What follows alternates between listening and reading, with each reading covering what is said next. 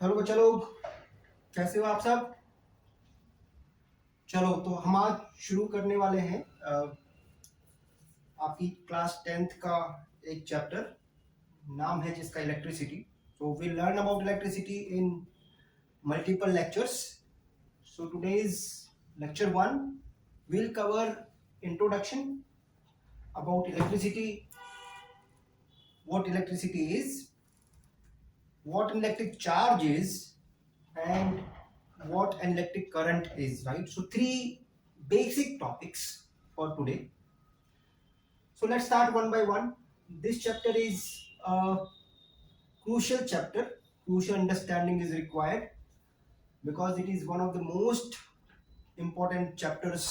Important concepts are there which will enable you to perform well in board examinations as well as in your higher classes. So let's get started with what electricity is all about, right?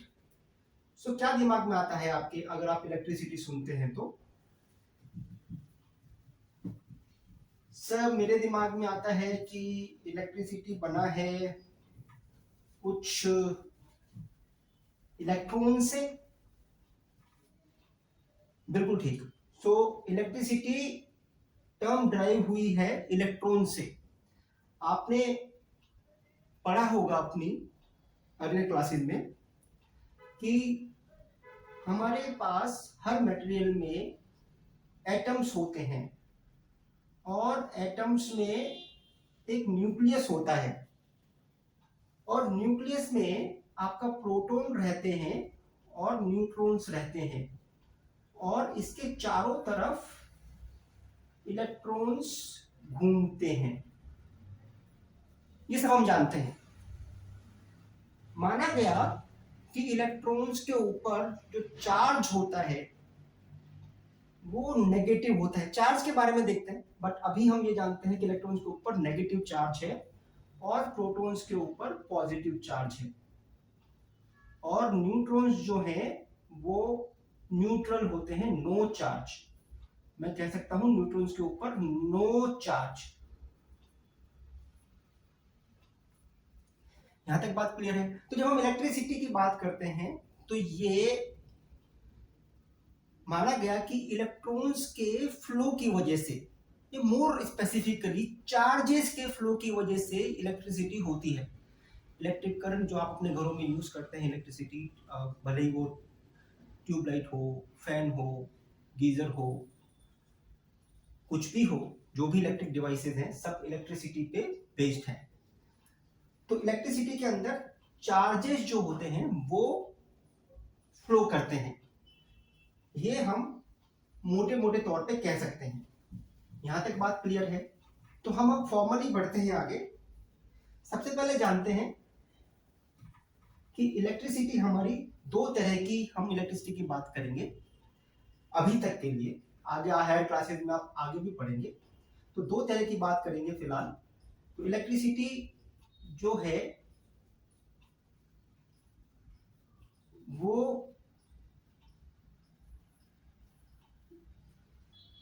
दो तरह की हम मान सकते हैं, of two types. One is static electricity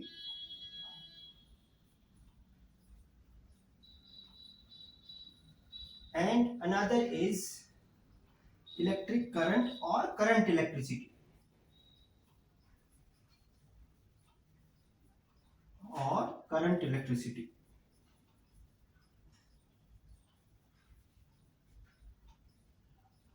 अच्छा, अब ये दो टाइप बनाए हैं तो क्या डिफरेंस है दोनों में? तो बोला गया कि जब चार्जेस जो हैं रेस्ट पर होते हैं, when charges are in rest, जब रेस्ट पर होते हैं चार्जेस, चलते नहीं हैं चार्जेस, दो एटम्स में इलेक्ट्रॉन्स घूम रहे हैं पर उनके पास अभी कुछ एक डायरेक्टेड फ्लो नहीं है।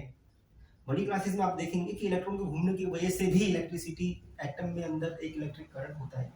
पर अभी के लिए आप ये मान सकते हैं कि इलेक्ट्रॉन्स क्योंकि एटम में घूम रहे हैं और बहुत सारे एटम्स के इलेक्ट्रॉन्स आप घूम रहे हैं, उनकी डायरेक्शंस अलग अलग हैं, तो नेट नेट मटेरियल के अंदर इलेक्ट्रॉन्स चल नहीं रहे एक डायरेक्शन में, तो जब तक उनको एक डायरेक्शन नहीं दी जाएगी इलेक्ट्रिक करंट नहीं बनेगा, जिसको हम करंट इलेक्ट्रिसिटी कहते हैं, जो कि चार्जेज इन मोशन की वजह से होती है।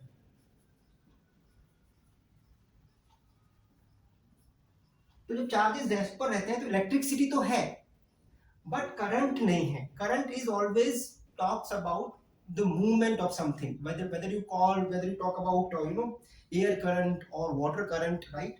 So current is all about motion of something. तो जब इलेक्ट्रिक करंट की बात करते हैं तो इलेक्ट्रिक चार्जेस जब मोशन में होते हैं तो इलेक्ट्रिक करंट बनाते हैं। यहां तक बात क्लियर है? तो दो तरह की इलेक्ट्रिसिटी हम पढ़ेंगे, एक स्टैटिक इलेक्ट्रिसिटी, एक इलेक्ट्रिक करंट। स्टैटिक इलेक्ट्रिसिटी आप जानते हैं, पुरानी क्लासेस में आप पढ़कर आए हैं, जिसको फ्रिक्शनल इलेक्ट्रिसिटी भी कहते हैं। जब आप किन्हीं दो चीजों को रब करते हैं, राइट, तो आपने कॉम को अपने सर से रब किया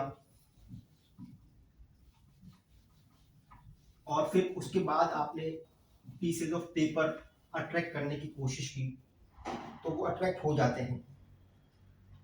तो ये कहा जाता है कि कुछ ना कुछ चार्जेस का मूवमेंट हुआ, लेकिन कंटिन्यूअस मूवमेंट नहीं है, क्योंकि एक बार चार्जेस मूव हो गए, आपके सर से कॉम पे चले गए या कॉम से सर में आ गए, कुछ चार्जेस मूवमेंट हो गया, उसके बाद वो चार्जेस वहीं पर हैं। कॉम पर चले गए तो कॉम पर है और सर के ऊपर आ गए तो सर पर है। तो ऐसी इलेक्ट्रिसिटी जो फ्रिक्शन से पैदा होती है उसको हम फ्रिक्शनल इलेक्ट्रिसिटी कहते हैं। ये बात समझ में आ गई? ये आपने अगले क्लासेस में पढ़ा है, फ्रिक्शनल इलेक्ट्रिसिटी।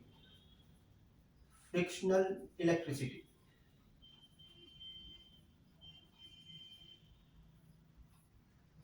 मैं लिख सकता हूं जनरेटेड, और if not generated then is due to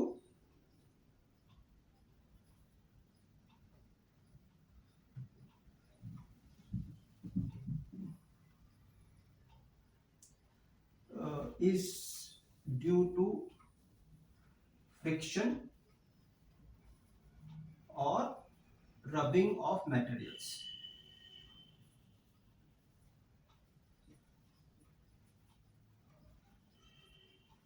ठीक है, तो आप सिल्क रॉड को आप सॉरी ग्लास रॉड को सिल्क पे रब कर दें तो सिल्क आपका नेगेटिव चार्ज हो जाता है, ग्लास पॉजिटिव चार्ज हो जाता है, ये हमने पढ़ा है। ठीक है, तो ये फ्रिक्शनल इलेक्ट्रिसिटी है, जिसको स्टैटिक इलेक्ट्रिसिटी भी कहेंगे, राइट। अब हमने देखा कि ये चार्जेस की वजह से होती है। अब चार्जेस, दो तरीके के चार्जेस दुनिया में एग्जिस्ट करते हैं। हमने जैसे पहले भी बताया कि इलेक्ट्रॉन्स के ऊपर नेगेटिव चार्ज है, प्रोटॉन्स के ऊपर पॉजिटिव चार्ज है। तो चार्जेस दो तरीके की हैं, पॉजिटिव एंड नेगेटिव। तो चार्जेस अगर मैं डिफाइन करूं तो charges are of two types, one is positive, another is negative. अब इन चार्जेस की कुछ प्रॉपर्टीज हैं जो हम देखेंगे, जो आपने अर्ली क्लासेस में प्रॉपर्टी पढ़ी होगी। पहली प्रॉपर्टी जो आपने पढ़ी होगी वो है कि लाइक चार्जेस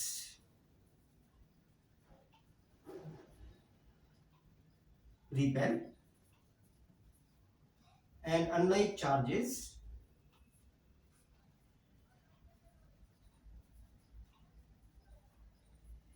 attract। ये बात क्लियर है? तो अगर मेरे पास दो पॉजिटिव चार्जेस हैं तो दे विल ऑलवेज रिपेल।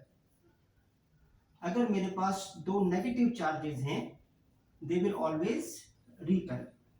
और अगर एक पॉजिटिव और एक नेगेटिव है जो अनलाइक है then they will attract.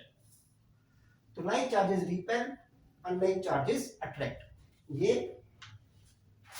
Charges के बारे में दो ही तरह के चार्जेस हैं, पॉजिटिव और नेगेटिव। नेगेटिव चार्ज किसी बॉडी पर आता है जब वो इलेक्ट्रॉन गेन कर लेती है। तो negative charge comes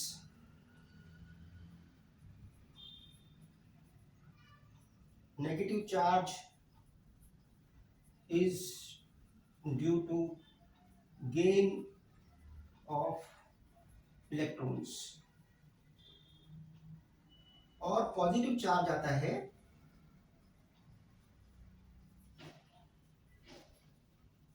is due to loss of electrons।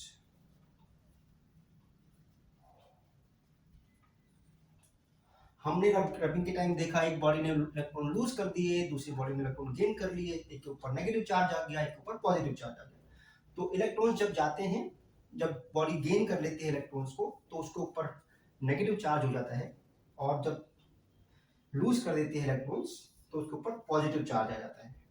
तो ग्लास रॉड और सिल्क के बारे में हमने एग्जांपल लिया था, तो ग्लास रॉड के ऊपर पॉजिटिव चार्ज आया, मतलब ग्लास रॉड ने इलेक्ट्रॉन्स लूज कर दिए जो सिल्क के पास चले गए, इसलिए सिल्क जो हो गया वो नेगेटिव चार्ज हो गया।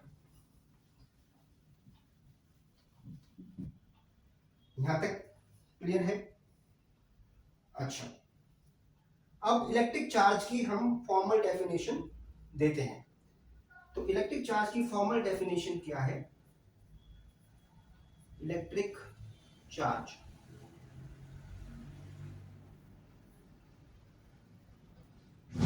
हम कहते हैं कि it is a fundamental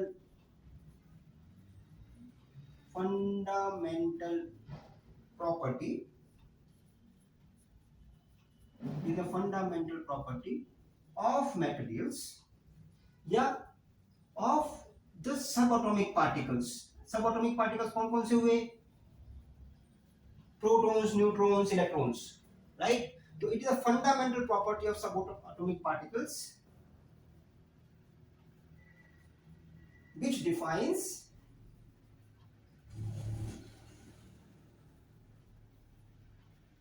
their electromagnetic interaction।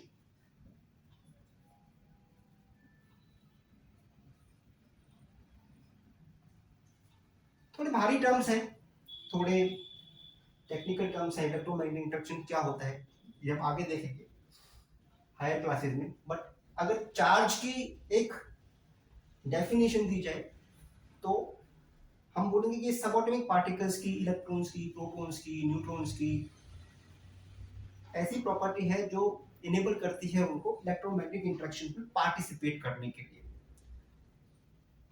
तो ये चार्ज की फॉर्मल डेफिनेशन।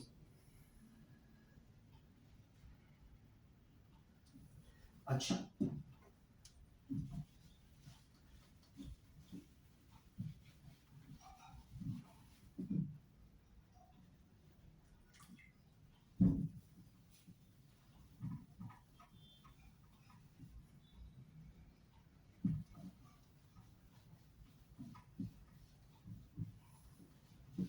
तो यहां तक बात क्लियर है, चार्ज हमको समझ में आ गया कि चार्ज है क्या। अब क्योंकि इलेक्ट्रॉन्स ही मूवमेंट करते हैं, प्रोटॉन्स टाइटली बाउंड है न्यूक्लियस में, न्यूट्रॉन्स बाउंड है न्यूक्लियस में, और वैसे भी न्यूट्रॉन्स के चलने से चार्ज नहीं चलता क्योंकि न्यूट्रॉन्स पे चार्ज नहीं होता। तो इलेक्ट्रॉन्स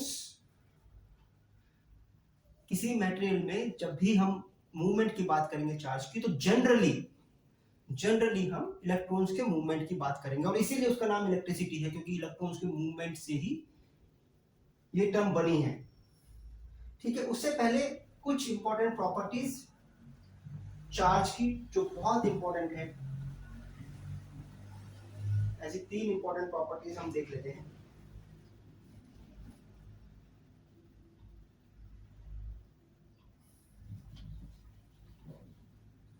तो आप देख सकते हैं प्रॉपर्टीज ऑफ चार्ज। पहली बात तो ये है कि चार्ज जो है वो हमेशा कंजर्व्ड रहता है। पहली बात तो है कंजर्वेशन। क्या मतलब हुआ इसका? Conservation of charge. तो चार्ज इज ऑलवेज कंजर्व्ड, मतलब जितना चार्ज किसी बॉडी पर है या सिस्टम में अगर दो बॉडीज आपस में इंटरेक्ट कर रही हैं, उनके जितना भी चार्ज है मिला के वो हमेशा कंजर्व रहेगा। कोई बॉडी अपना चार्ज किसी दूसरे को दे सकती है, ले सकती है, बट पूरे सिस्टम में देखा जाए तो चार्ज कंजर्व रहता है। तो charge in a system does not change.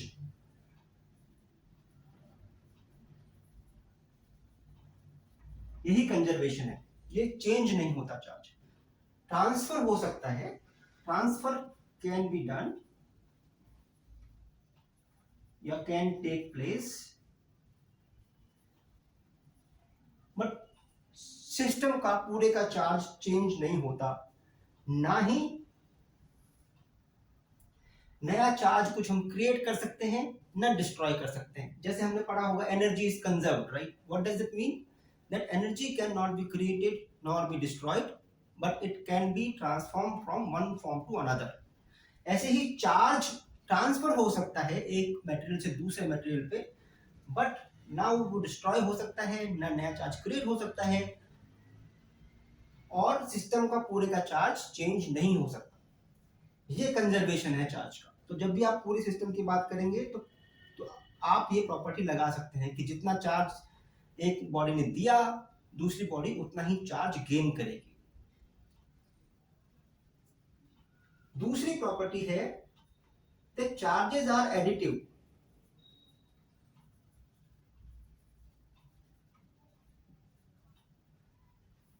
जैसे हम नंबर्स को ऐड कर सकते हैं, इंटीजर्स को, क्योंकि नेगेटिव पॉजिटिव दोनों की बात होती है, ऐसे ही हम एक बॉडी में, एक सिस्टम में चार्जेस को ऐड कर सकते हैं।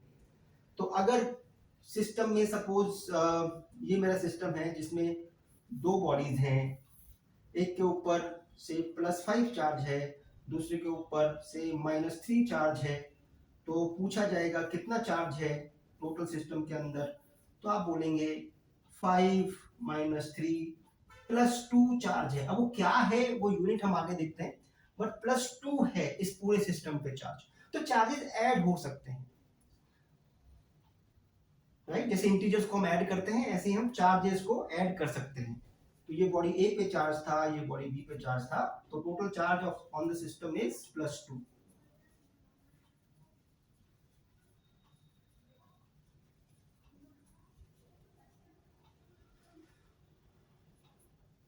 तो चार्जेस आर एडिटिव, राइट?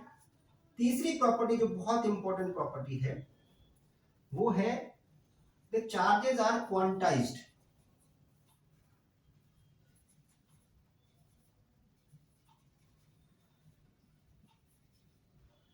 क्या मतलब हुआ इसका?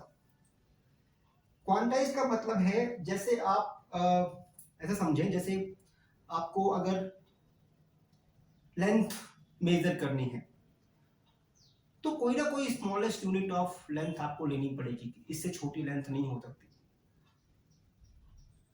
फॉर अजम्पशन मान लेते हैं कि smallest unit of length is से मीटर्स, जो ऐसा यूनिट है।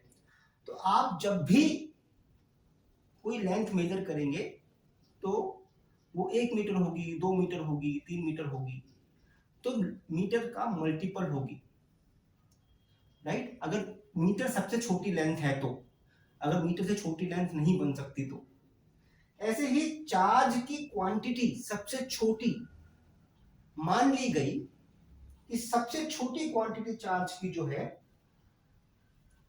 ये अच्छा टॉपिक है इसलिए इसको थोड़ा डिटेल में कवर करते हैं।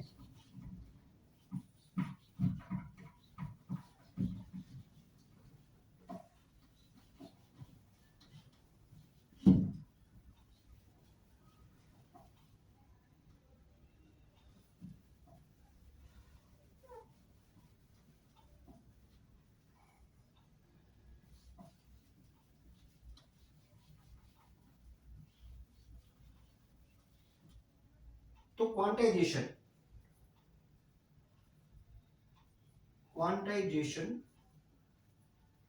तो चार्ज की सबसे छोटी यूनिट, सबसे छोटी क्वांटिटी, सबसे छोटी क्वांटिटी मान ली गई, द स्मॉलेस्ट क्वांटिटी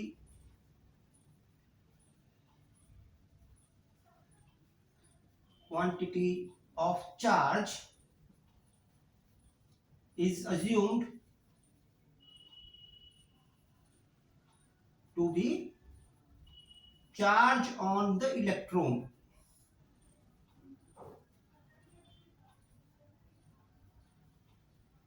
तो इलेक्ट्रॉन पे जितना चार्ज है उसका मैग्नीट्यूड है, जो जितना चार्ज इलेक्ट्रॉन पे है, जो कि कुछ इतना है, charge on electron is 1.6 into 10 raised to the power minus 19 and coulomb.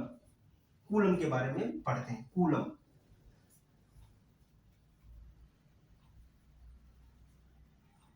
तो इलेक्ट्रॉन पे चार्ज है 1.6 into 10 raised to the power minus 19 coulomb.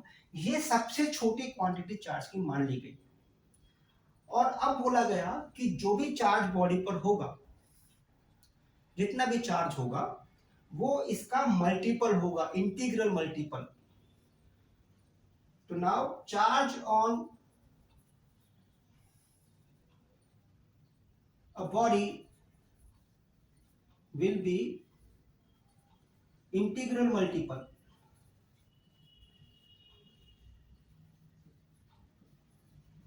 of charge on the electron।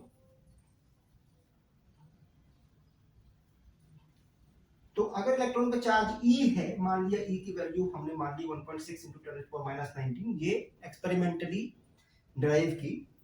तो चार्ज ऑन बॉडी कैसे हो सकता है? चार्ज ऑन बॉडी हो सकता है से 5e, चार्ज ऑन बॉडी हो सकता है से 1023e, चार्ज ऑन बॉडी हो सकता है से -747e।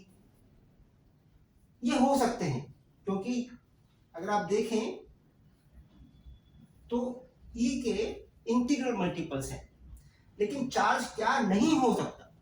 चार्ज नहीं हो सकता 1/2e, चार्ज नहीं हो सकता -2/3e, चार्ज नहीं हो सकता 0.02e। ये नहीं हो सकता, ये चार्ज नहीं हो सकता, क्योंकि क्वांटाइजेशन ने बोला कि जो भी चार्ज बॉडी पे लिखा जाएगा वो इस स्मॉलेस्ट क्वांटिटी के मल्टीपल्स में लिखा जाएगा, इंटीग्रल मल्टीपल्स। तो ये चार्ज नहीं हो सकते, नीचे वाले नहीं हो सकते, ऊपर वाले हो सकते हैं। ऊपर वाले वैलिड हैं, नीचे वाले नहीं हो सकते। ये बात क्लियर है? यही क्वांटाइजेशन ऑफ चार्ज है। इसको मैथमेटिकली लिखा गया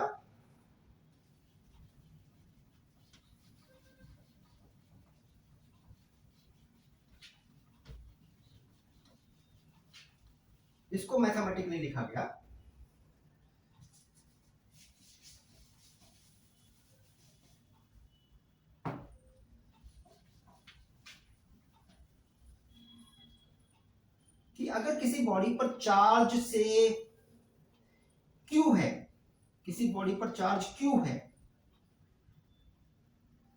तो वो इस इलेक्ट्रॉन के चार्ज का एक मल्टीपल हो सकता है, जहां पर n जो है वो इंटीजर है, n belongs to z, z is integer, है ना?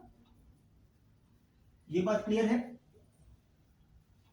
तो n जो है वो इंटीजर है, तो किसी बॉडी पर चार्ज लिखा जा सकता है n times charge on electron.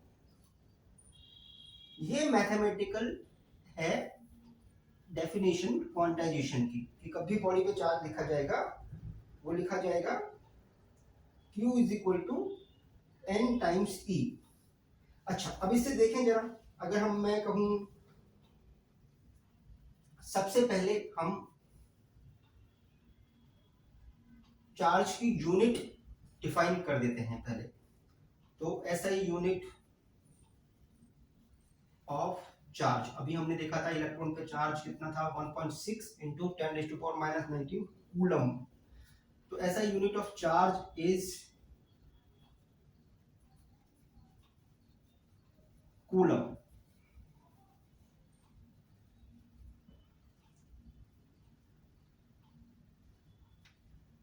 Denoted by C, capital C. तो जब भी हम चार्ज लिखेंगे हम कूलम में लिखेंगे, जैसे हम लेंथ मीटर्स में लिखते हैं, या मास को हम किलोग्राम्स में लिखते हैं, या टाइम को हम सेकंड्स में लिखते हैं, ऐसे ही चार्ज को हम कूलम्स में लिखेंगे।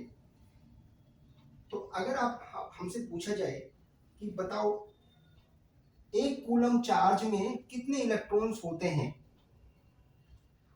एक कूलम चार्ज में कितने इलेक्ट्रॉन्स होते हैं, तो हमने बोला कि हमको चाहिए जो इलेक्ट्रॉन्स होंगे, number of electrons will be some integers, क्योंकि क्वांटाइजेशन ऑफ चार्ज यही बोलता है कि जो चार्ज होगा वो आपका इंटीग्रल मल्टीपल होगा चार्ज ऑन इलेक्ट्रॉन के। तो अगर एक कूलम में इलेक्ट्रॉन्स का नंबर फाइंड आउट किया जाए, तो मैं कहूंगा कि since Q is equal to Ne and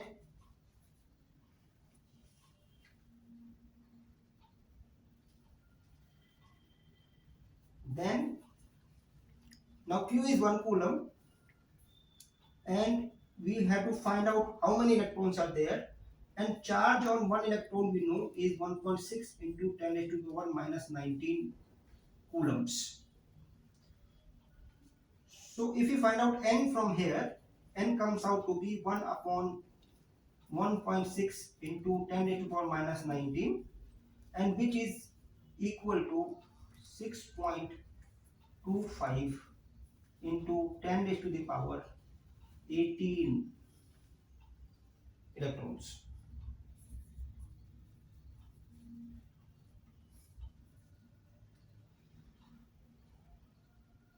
तो एक कूलम चार्ज में इतने इलेक्ट्रॉन्स होते हैं। ये नंबर देखिए बहुत बड़ा नंबर है, पर है इंटीजर ही, तो क्वांटाइजेशन ब्रेक नहीं होता यहाँ पे। एक कूलम चार्ज में हमने नंबर ऑफ इलेक्ट्रॉन्स निकाले और वो इंटीजर ही आए। तो एक कूलम चार्ज अगर हम डिफाइन करेंगे तो it will be the charge on 6.25 into 10 raised to the power 18 electrons. इतने सारे इलेक्ट्रॉन्स को मिला के जो चार्ज बनेगा उसको हम एक कूलम चार्ज कहेंगे। चलिए, तो क्वांटाइजेशन क्लियर है, ये चार्जेस के बारे में हमने पढ़ा। अच्छा, अब देखते हैं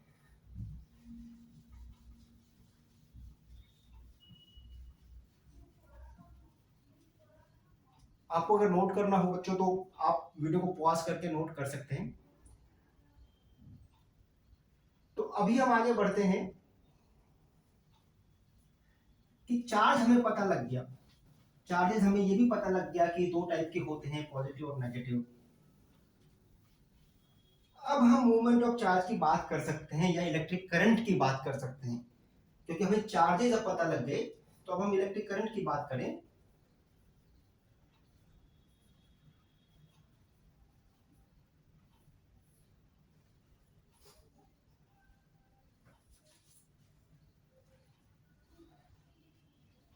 तो इलेक्ट्रिक करंट की डेफिनेशन दी गई,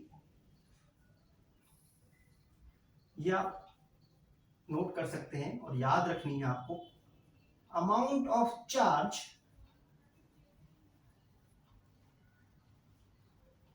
flowing through a conductor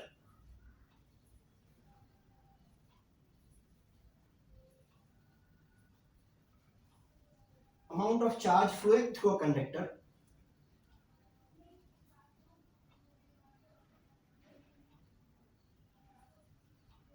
in a unit time।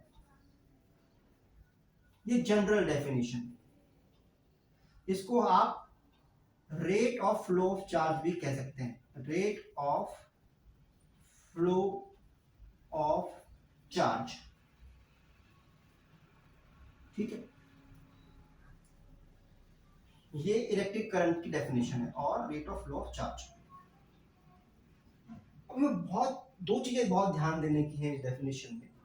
एक तो अमाउंट ऑफ चार्ज, ये चार्ज लिया गया पॉजिटिव चार्ज जो डेफिनेशन दी गई, कि amount of positive charge flowing through a conductor, और दूसरा सिर्फ चार्ज नहीं, क्योंकि चार्जेस एडिटिव हैं, चार्जेस हम इंटीजर की तरह जोड़ सकते हैं बॉडी पे, तो ये बोला गया कि it is not amount of charge, it is amount of net charge, amount of net charge. एक डायरेक्शन में कितना नेट चार्ज फ्लो हुआ, वो भी पॉजिटिव वाला, वो डिफाइन करता है इलेक्ट्रिक करंट, कितना नेट चार्ज फ्लो हो गया एक यूनिट टाइम में। Unit of time is second, we know. तो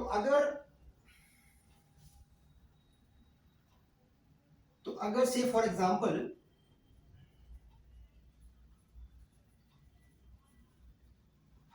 Q charge flows, Q coulomb flows in 1 second,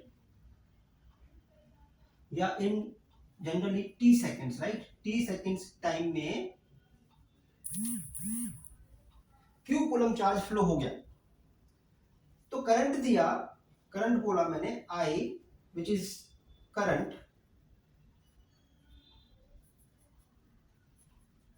denoted by I, is equal to charge flown upon time, कितने time में कितना charge flow हो गया, ये करंट है। ध्यान रखने की बात है कि Q यहां पे क्या है, नेट चार्ज है,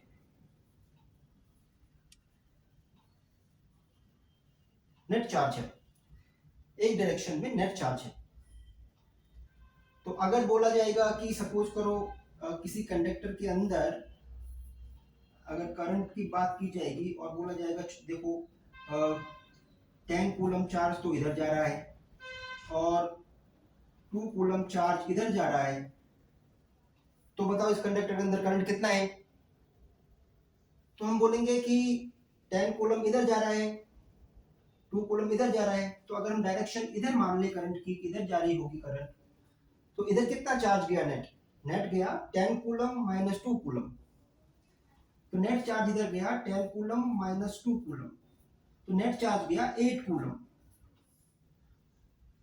और सपोज ये चार्ज t टाइम में फ्लो हो जाता है इतना, t is the time, then the current will be 8 coulomb upon t, है ना, ये मेरा करंट है 8 कूलम अपॉन t सेकेंड्स, ये करंट है। तो करंट फ्लो हुआ net charge upon total time, किताब में टोटल चार्ज कहते हैं इसको, but the correct, according to me the correct definition should be कि नेट चार्ज कितना फ्लो हुआ एक डायरेक्शन में जिसमें आप करंट फाइंड आउट करना चाहते हैं, अपॉन टोटल टाइम जितने में वो चार्ज फ्लो हुआ। तो ये करंट की डेफिनेशन हुई, net charge upon total time. चलिए, तो ये करंट मेरा आ गया। अब इससे पहले हम करंट के बारे में आगे पढ़ें। देखिए, कंडक्टर अगर कहीं पे रखा हुआ है और कनेक्टेड नहीं है तो उसमें से चार्ज फ्लो नहीं हो सकता। तो चार्ज को फ्लो होने के लिए या करंट को फ्लो होने के लिए, अब हम करंट की बात करेंगे, करंट को फ्लो होने के लिए सबसे फोरमोस्ट रिक्वायरमेंट है, बेसिक रिक्वायरमेंट, जो किसको कहते हैं बेसिक रिक्वायरमेंट। बेसिक रिक्वायरमेंट क्या है कि एक क्लोज्ड पाथ होना चाहिए मेरे पास, क्लोज्ड पाथ इज नेसेसरी, एक क्लोज्ड पाथ की जरूरत है। जब तक पाथ क्लोज नहीं होगा तब तक करंट फ्लो नहीं हो सकता, और इसी क्लोज्ड पाथ को आप सर्किट कहते हैं, इलेक्ट्रिक सर्किट। इसके बारे में आगे डिटेल में पढ़ेंगे, लेकिन आप ये ध्यान रखिए कि क्लोज्ड पाथ जिसके थ्रू करंट फ्लो होता है उसको आप इलेक्ट्रिक सर्किट कहेंगे, क्लोज होना चाहिए पाथ। Continuous and closed. ठीक है, तो ये बेसिक रिक्वायरमेंट है करंट के फ्लो होने की। अब जरा देखें कि अब करंट की डायरेक्शन क्या होती है। हमने करंट की डेफिनेशन दी कि पॉजिटिव चार्ज फ्लो होता है पर यूनिट टाइम, वो करंट की डेफिनेशन है। पर आप बोलेंगे सर अभी तो आपने बोला कि पॉजिटिव चार्ज तो न्यूक्लियस में बाउंड होता है प्रोटॉन्स, वो कैसे फ्लो होगा? फ्लो तो इलेक्ट्रॉन्स होते हैं। बिल्कुल ठीक है, तो बाय डेफिनेशन अगर हम चलेंगे तो हम डेफिनेशन से तो पॉजिटिव चार्ज ही बोलेंगे करंट को। तो अगर मैं एक इलेक्ट्रिक सर्किट बनाऊं, सैंपल इलेक्ट्रिक सर्किट, जिसमें से ये कुछ बल्ब लगा हुआ है या कोई डिवाइस लगी हुई है, ये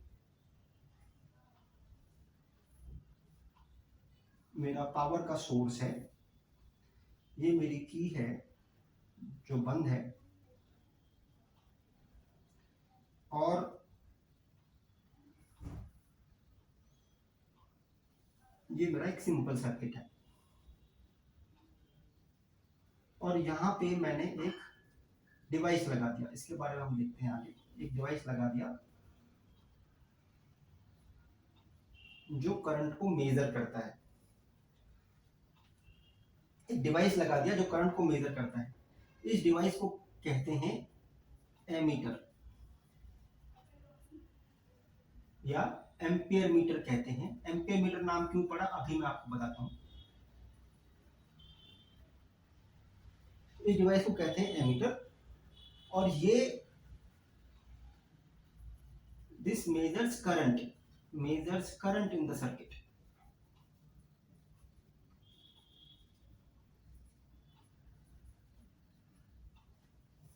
this ammeter measures current in the circuit. अच्छा, तो अब देखें कि ये मैंने एक सोर्स लगाया जिसका positive terminal left hand side में है, negative terminal right hand side में है। ये मैंने एक सोर्स लगाया जिससे करंट फ्लो हो रहा है। तो अगर ये पॉजिटिव है तो मानना चाहिए कि पॉजिटिव चार्ज है, तो पॉजिटिव चार्जेस कुछ इस डायरेक्शन में चलेंगे।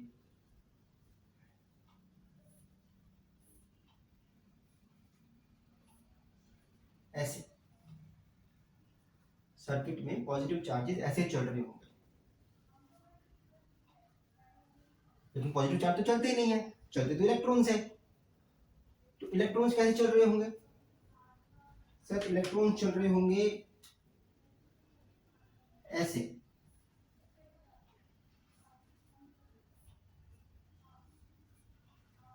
ये जो ग्रीन वाले हैं ये इलेक्ट्रॉन की डायरेक्शन है। इलेक्ट्रॉन चल रहे होंगे एंटी क्लॉकवाइज, और पॉजिटिव चार्जेस चल रहे होंगे क्लॉकवाइज इस सर्किट के अंदर।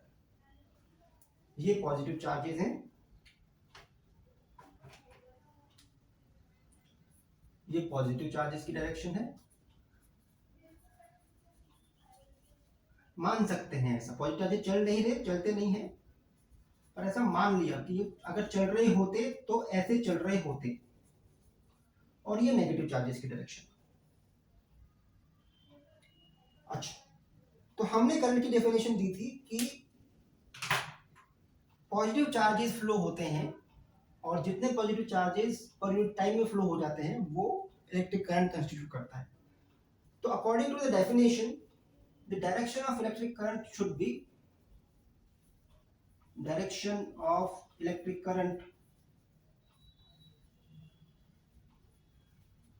शुड बी सपोज मैं इसको ए कह दूं, इसको बी कह दूं, तो should be from A to B, या from positive terminal to negative terminal. ये मेरी डायरेक्शन है इलेक्ट्रिक करंट की। अच्छा, लेकिन क्योंकि इलेक्ट्रॉन चल रहे हैं इसलिए कन्वेंशनली ऐसा बोला कि कोई बात नहीं, आपने करंट को ऐसे ही डिफाइन किया तो उसको डेफिनेशन को रहने देते हैं। तो कन्वेंशनली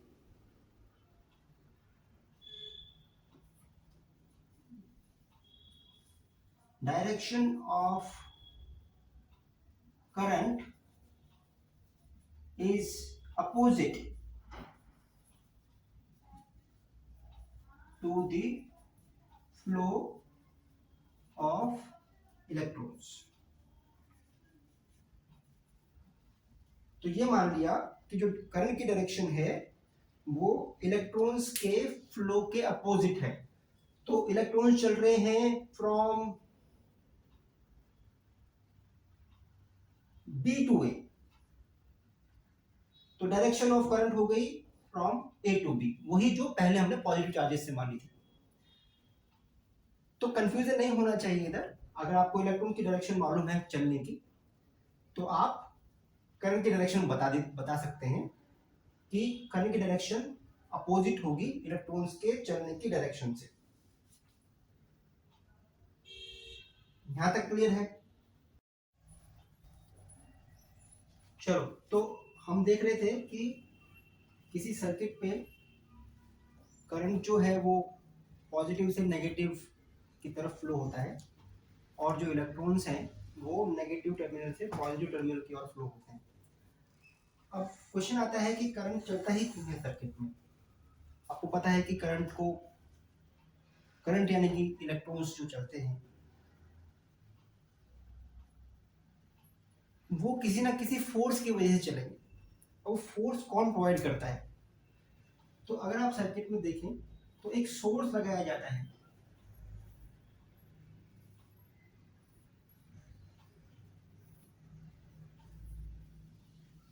ये मेरा सोर्स है।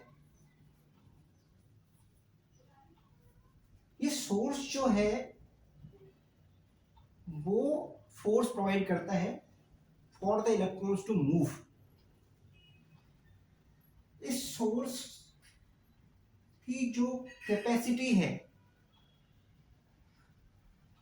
या एबिलिटी है, उसको फोर्स लगाने की जो एबिलिटी है उसको मेजर करते हैं उस सोर्स के ईएमएफ से। ईएमएफ का मतलब इलेक्ट्रोमोटिव फोर्स।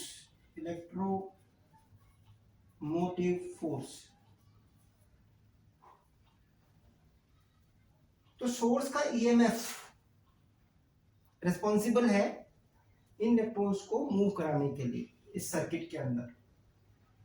तो क्योंकि ये नेगेटिव टर्मिनल है इसलिए इलेक्ट्रॉन पे रिपल्सिव फोर्स लगेगा इस नेगेटिव टर्मिनल की वजह से। जो कंडक्टर के इलेक्ट्रॉन्स होंगे इधर, तो इलेक्ट्रॉन्स मूव करना शुरू कर देंगे ऐसे फ्रॉम नेगेटिव टू पॉजिटिव। अब क्योंकि करंट हमने कहा कि नेगेटिव करंट जो है इलेक्ट्रॉन्स की डायरेक्शन का अपोजिट होता है, तो करंट इस सर्किट में मूव करने लग जाएगा ऐसे। तो this is current and this is electrons. Electrons are moving from negative to positive and current will move from positive to negative। ये बात हमने देखी। अच्छा, तो अभी हम देखते हैं कि फिर करंट की यूनिट क्या है। फिर लेंथ हम मीटर्स में नापते हैं, मास को किलोग्राम में नापते हैं, चार्ज भी हमने देखा कि चार्ज को कूलम्स में नापते हैं, तो करंट को किस में नापेंगे? तो ऐसा ही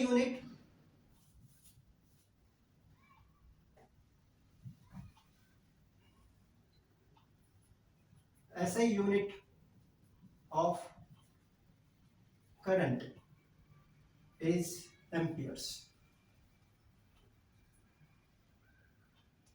करंट को नापते हैं एम्पियर्स में। अच्छा, लेकिन एम्पियर होता क्या है, कितना होता है? क्योंकि बाकी तो सब ऐसा यूनिट्स की कुछ ना कुछ क्वांटिटी डिफाइन है, स्टैंडर्ड्स। एम्पियर को कैसे डिफाइन किया? तो हमें मालूम है कि जो करंट होता है, charge, net charge which is flowing in a time t। तो अगर एक एम्पियर करंट फ्लो कराना है सर्किट में, तो मुझे 1 कूलम चार्ज 1 सेकंड में फ्लो कराना पड़ेगा, तब जाके 1 एम्पियर करंट फ्लो होगा। तो यही एम्पियर की डेफिनेशन दी गई। 1 ampere is the current flowing when 1 coulomb charge flows for 1 second in a conductor।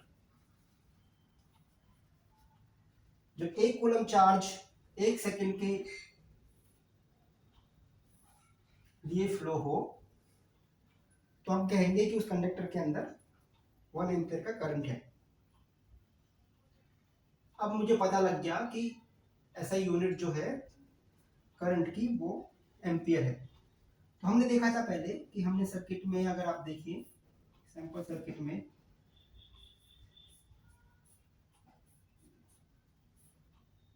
हमने ये करंट मेजरिंग डिवाइस लगाया था जिसको एमीटर बोला था या एम्पियर मीटर भी बोला था। एमीटर और एम्पियर मीटर। अब आप रेट कर पाएंगे कि इसका नाम एम्पियर मीटर क्यों है, क्योंकि करंट मेजर करता है और करंट की यूनिट जो है वो एम्पियर है। तो या तो एम्पियर मीटर या एमीटर इस डिवाइस का नाम है जो करंट मेजर करेगा। तो ये बात समझ में आ गई। अब देखते हैं कि इन कंसेप्ट से हम क्वेश्चंस को कैसे डील कर सकते हैं। कुछ क्वेश्चंस डील करते हैं।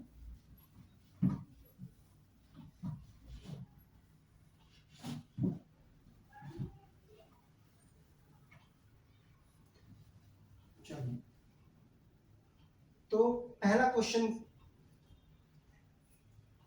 देखते हैं।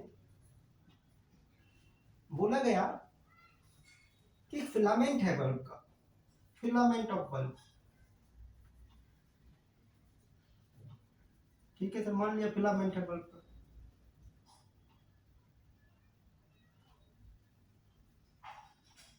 तो बल्ब का फिलामेंट है। अब बल्ब अकेला तो क्या ही करेगा, किसी सर्किट में जाना पड़ेगा उसे, तभी तो बल्ब का काम आएगा। जिस तक काम आएगा फिलामेंट तभी काम आएगा। चलिए, मैंने इसको किसी सर्किट में लगा दिया।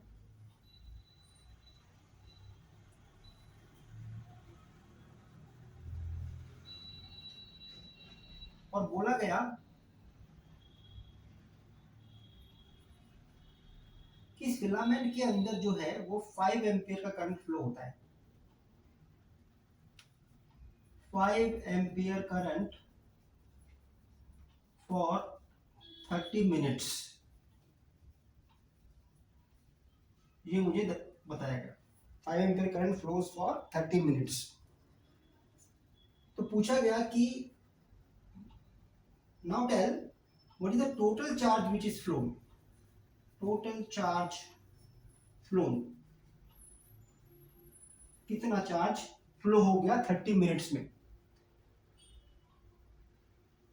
बिल्कुल ठीक है। तो डेफिनेशन देख लेते हैं करंट की। करंट की डेफिनेशन क्या बोलती है? जैसे वी नो, जो करंट होता है वो होता है नेट चार्ज अपॉन टाइम।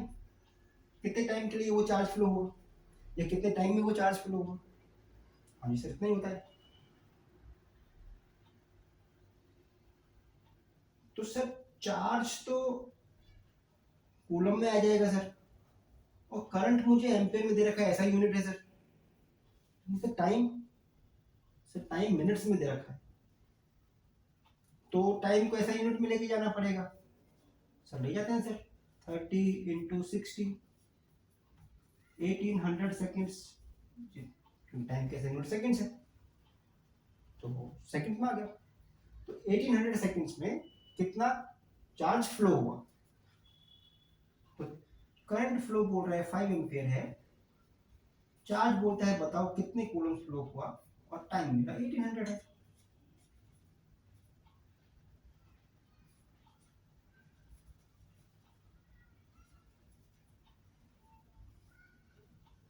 हाँ जी, तो Q कितना हो गया,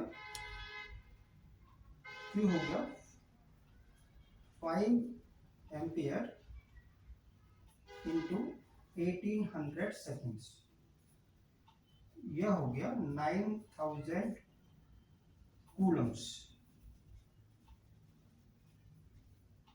तो अगर करंट भी ऐसा यूनिट में चल रहा है, टाइम भी ऐसा यूनिट में चल रहा है, तो चार्ज भी कूलम्स में आएगा, ऐसा यूनिट में आएगा। तो यहां से एक और डेफिनेशन कूलम्स की नजर आई कि एक्चुअली 1 कूलम ऑफ चार्ज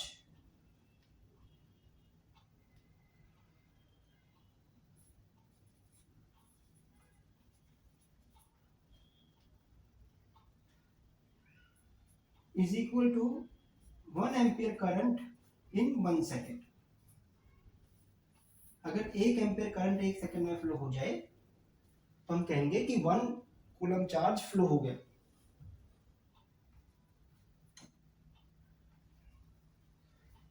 ठीक है, तो 9000 कूलम्स चार्ज फ्लो हो गया था 30 मिनट्स में। हाँ जी सर, बिल्कुल ठीक है। तो अगर इसको आगे बढ़ाया जाए क्वेश्चन को और पूछा जाए कि बताओ कितने इलेक्ट्रॉन्स फ्लो हो गए, तो सर इलेक्ट्रॉन्स फ्लो हो गए सर एक कूलम में, सर एक कूलम में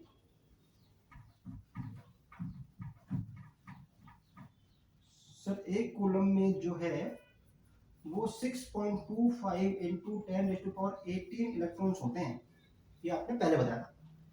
हाँ जी सर, सर क्वांटाइजेशन से निकाला था हमने ये। तो 9000 कूलम्स में कितने इलेक्ट्रॉन्स हो गए, 6.25 इंटू 9000 इंटू 10⁻18 इलेक्ट्रॉन्स। तो इतने इलेक्ट्रॉन्स आपके फ्लो हो गए होंगे। आप कैलकुलेट कर सकते हैं इसको, कितना आ गया 5.625 इंटू 10⁻22 इलेक्ट्रॉन्स।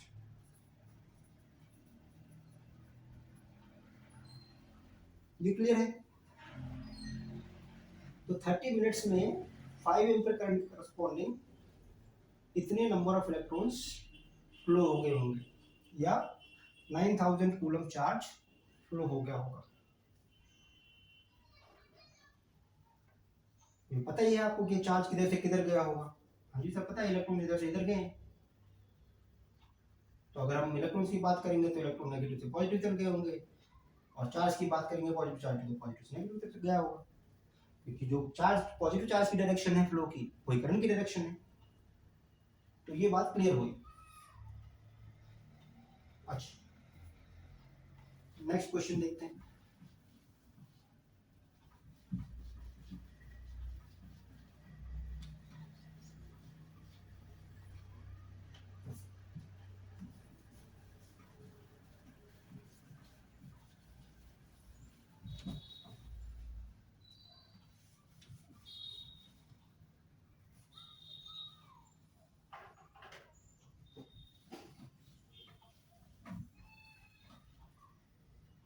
नेक्स्ट देखते हैं।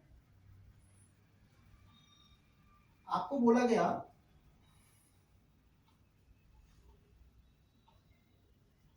कि एक मेरा सैंपल सर्किट है जिसमें एक बल्ब लगा हुआ है, जिसमें एक सोर्स लगा हुआ है, जिसमें की है, जिसमें मैंने करंट मॉनिटरिंग डिवाइस पे लगा रखा है।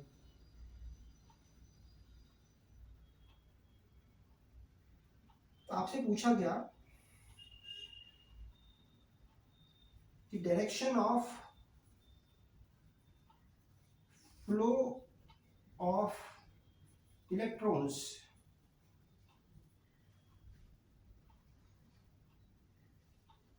inside the battery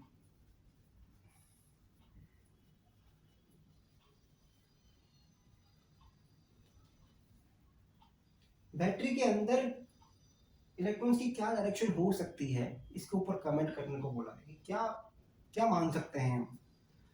तो हमने देखा कि electrons flows from negative terminal to positive terminal, इस तरह से ये इलेक्ट्रॉन्स के फ्लो का डायरेक्शन है इन द सर्किट। तो now to complete the closed path, हम मान सकते हैं कि बैटरी के अंदर इलेक्ट्रॉन्स पॉजिटिव टर्मिनल से नेगेटिव टर्मिनल की तरफ फ्लो हो रहे होंगे,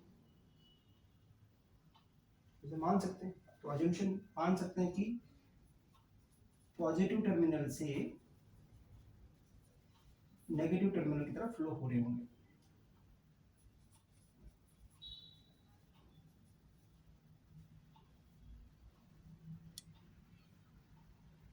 तो करंट किधर फ्लो हो रहा होगा?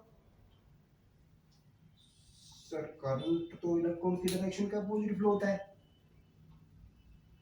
तो अगर इलेक्ट्रॉन की डायरेक्शन का अपोजिट करंट है तो सर करंट की डायरेक्शन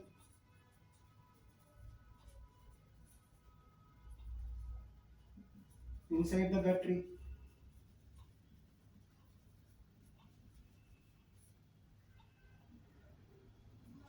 सर मान लेते हैं कि करंट की डायरेक्शन अपोजिट है तो वो नेगेटिव टर्मिनल से पॉजिटिव टर्मिनल की तरफ जा रही होगी।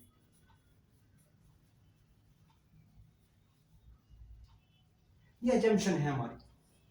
अगर ऐसा कोई सवाल पूछता है अजम्पशन बेस्ड पे तो आप बता सकते हो कि ऐसा हम अज्यूम कर सकते हैं। ये क्लियर हो गया आपको? तो करंट घूम रहा होगा ऐसे, ये करंट है।